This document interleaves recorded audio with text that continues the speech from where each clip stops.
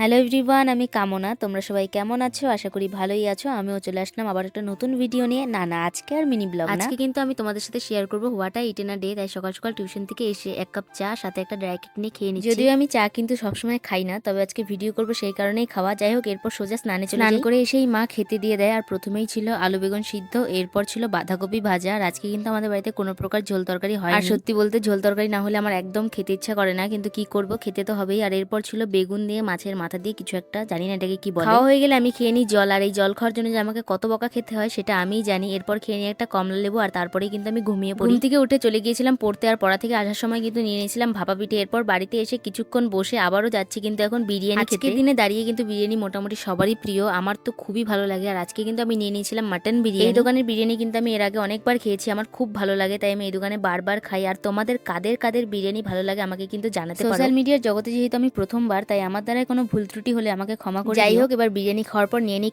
Coke. তো আজকের ভিডিওটা এই পর্যন্ত। ভিডিওটা ভালো লাগলে অবশ্যই লাইক কমেন্ট করে দিও এবং নেক্সট ভিডিও দেখার জন্য অবশ্যই সাবস্ক্রাইব করো। তো চলো আজকের মতো টাটা।